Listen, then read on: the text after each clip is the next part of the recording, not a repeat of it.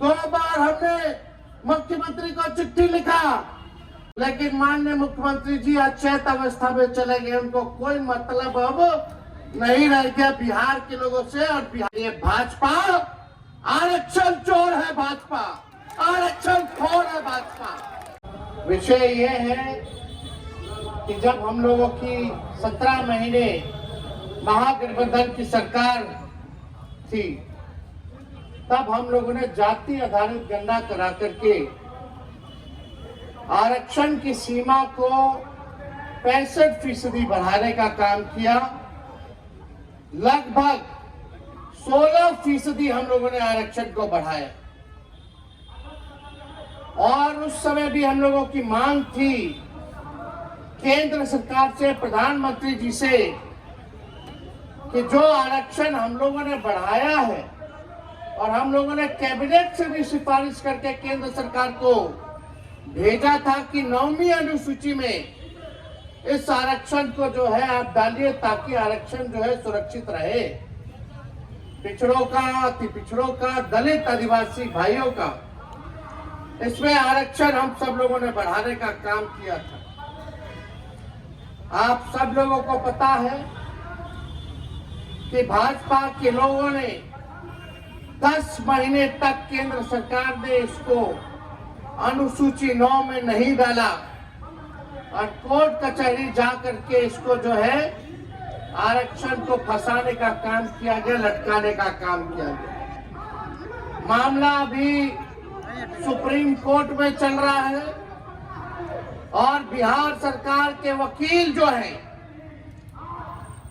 मजबूती से इस मुकदमे को नहीं लड़ रहे, यानी चाहते हैं कि आरक्षण जो है 16% जो बढ़ाई गई उसको समाप्त कर दिया जाए।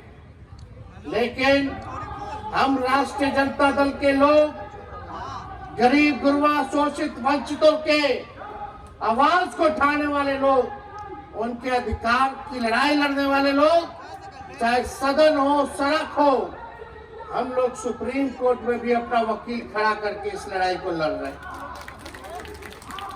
और किसी भी कीमत पर इस आरक्षण को हम लोग खत्म नहीं होने देंगे। इसके लिए जो लड़ाई लड़नी होगी वो लड़ाई हम लोग लड़ेंगे। लेकिन बात की जाए कुछ दिन पहले की, 2020 की, तब कोई नौकरी के बारे में बात नहीं करता था, कोई रोजगार के बारे में बात नहीं करता था। हमने सबसे पहले बिहार में बेरोजगारी हटाओ यात्रा हम लोगों ने शुरुआत किया। इस यात्रा पर हम निकले, फिर कोरोना आ गया, कोविड आ गया, यात्रा को स्थगित करना पड़ा। लेकिन जब चुनाव का समय आया तो हम लोगों ने पढ़ाई, दवाई, कमाई, सिंचाई, सुनवाई और कार्रवाई वाले मुद्दों को लेकर के जनता के बीच लेकर के गए और हमने प्रण लिया कि अगर हम मुख्यमंत्री बनेंगे तो पहले कैबिनेट में अपने हस्ताक्षर से 10 लाख लोगों को सरकारी नौकरी देंगे। उससे पहले कोई चर्चा नौकरी की नहीं करता था, बेरोजगारी की नहीं करता था। कोई भी नेता बिहार का हो या देश का हो, बेरोजगारी हटाओ यात्रा पे कोई नेता नहीं निकला था।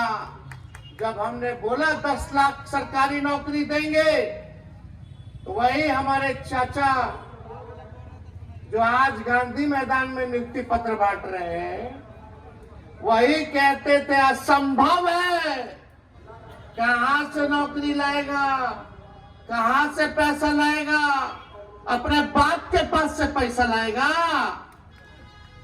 ये उस समय इनकी बात थी। बेईमानी से सरकार बनाया इन्होंने, और सरकार बनाने के बाद भी कोई नौकरी का ऐलान नहीं किया। भाजपा के साथ कई साल इन्होंने सरकार में रहे, लेकिन नौकरी के बारे में चर्चा नहीं किया। या बीपीएससी के छात्र लोग करें, किसी से भी पूछ लीजिए, कोई उनके सरकार में चर्चा नहीं हुई।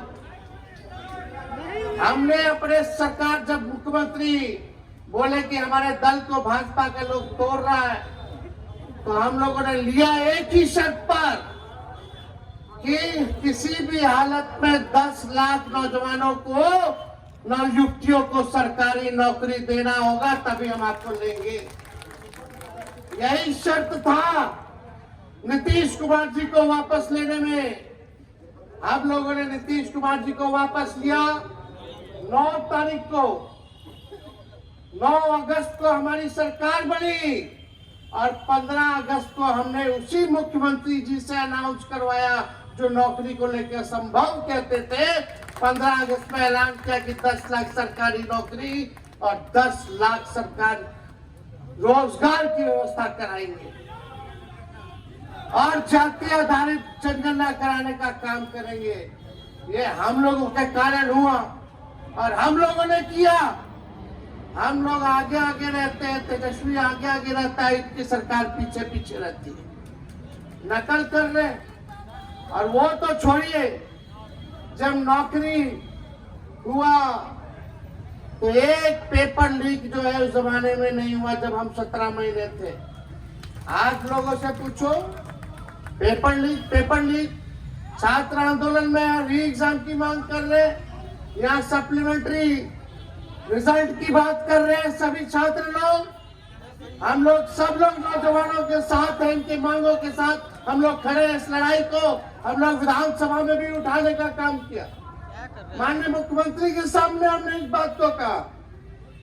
2 बार हमने मुख्यमंत्री को चिट्ठी लिखा, लेकिन माननीय मुख्यमंत्री जी अचेत अवस्था में चले गए। उनको कोई मतलब अब नहीं रह गया बिहार के लोगों से और बिहार से, न नौजवानों से, न महिलाओं से, न बुजुर्गों से, न विकलांगों से, न दिव्यांगों से, न रसोइयों से, न जीविका दीदियों से, न आंगनबाड़ियों से, न आशा से, न ममता से, किसी से बिहार में उनको मतलब नहीं रह गया। हम तो बोले थे ना बिहार विधानसभा में, तो खाली जुगाड़ में रहते हैं, बस अपना कुर्सी बचाने के जुगाड़ में रहते हैं, है कि नहीं? ये सरकार, आप समझिए, आज माननीय मुख्यमंत्री जी बोल रहे थे कि 23 में, अरे 23 में किसकी सरकार थी? ये जो बीपीएससी टीआरई 1, 1, 2, 3 आगे वाला भी हमारा ही दिया हुआ जो आएगा। 5.5 लाख नौकरियां हम लोगों ने दी और 3.5 लाख नौकरियां प्रक्रियाधीन करा के आए। और अभी पब्लिक हेल्थ कैडर जो हम स्वास्थ्य विभाग में करके गए थे, कैबिनेट तक पहुंचा दिए थे। 1.5 लाख नौकरी अभी स्वास्थ्य विभाग का भी बचा हुआ है, स्वास्थ्य विभाग का भी बचा हुआ है, जो हम करा करके आए, वो भी अभी तक कुछ नहीं हो रहा। ये सारा चीज, मेरा सवाल ये है, कितनी नौकरियां हमने निकाली, जाति आधारित गणना कराया, आरक्षण बढ़ाया ताकि अति पिछड़ों को नौकरी मिले, पिछड़ों को मिले, दलितों को मिले, आदिवासी भाइयों को मिले। लेकिन ये भाजपा आरक्षण चोर है, भाजपा आरक्षण खोर है, भाजपा इन्होंने आरक्षण को खाने का काम किया है। ये भाजपा के लोग आरक्षण विरोधी लोग हैं, संविधान विरोधी है, लोकतंत्र विरोधी लोग हैं। इनको बिहार से कोई मतलब नहीं। बजट में बिहार के लिए कुछ नहीं, नौजवानों के लिए कुछ नहीं, नौकरी, रोजगार, कारखाना, शुगर मिल के बारे में कोई चर्चा नहीं, फूड प्रोसेसिंग यूनिट के बारे में कोई चर्चा नहीं, पलायन रोकेंगे कैसे, महंगाई या गरीबी कैसे कम करेंगे, इस पे कोई चर्चा इन लोगों ने नहीं किया। आज वही काम। अब एक बात सुनिए, मुख्यमंत्री जी को आइडिया गांधी मैदान में नियुक्ति पत्र बांटने का भी हमारा ही था।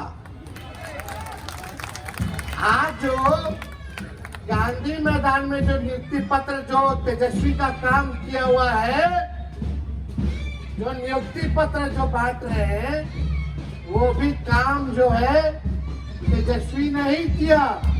और गांधी मैदान में किया, आज उसी की नकल ये नीतीश कुमार जी कर रहे हैं। लेकिन बिहार की जनता और बिहार के नौजवान जानते हैं कि किसने क्या किया, बिहार के लिए कितना किया। आज जो नियुक्ति पत्र वितरण हुआ, 51,389 लोगों को नियुक्ति पत्र मिला। 51,389। अगर इसका 16% निकाल लीजिए तो 8,222 नौकरी अति पिछड़ों का, आदिवासी दलितों का ये बीजेपी और नीतीश जी खा गए।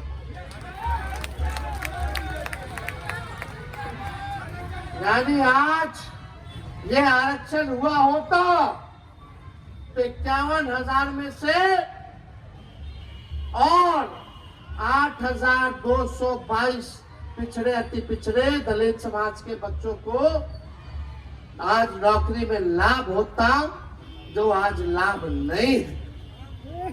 इसी के लिए आज हम लोगों ने धरना प्रदर्शन रखा। ये चेहरा सरकार का जो असलियत है ये सामने आ गया है। अब मुख्यमंत्री के मुंह से आरक्षण की बात नहीं निकलती है, अब इस पे कोई चर्चा नहीं करते हैं। बताओ भाजपा वाले क्यों नहीं डाला शेड्यूल 9 में? 9 महीना था, हमने कैबिनेट से सिफारिश भेजा था, उसके बाद भी ये क्यों नहीं हो पाया 9 महीने तक? आप इतने ही पिछड़े दलित, अति पिछड़ों, आदिवासी भाइयों के हिमायती होते तो आज तमिलनाडु के तर्ज पे ये अनुसूची 9 में ये डाल दिया गया होता।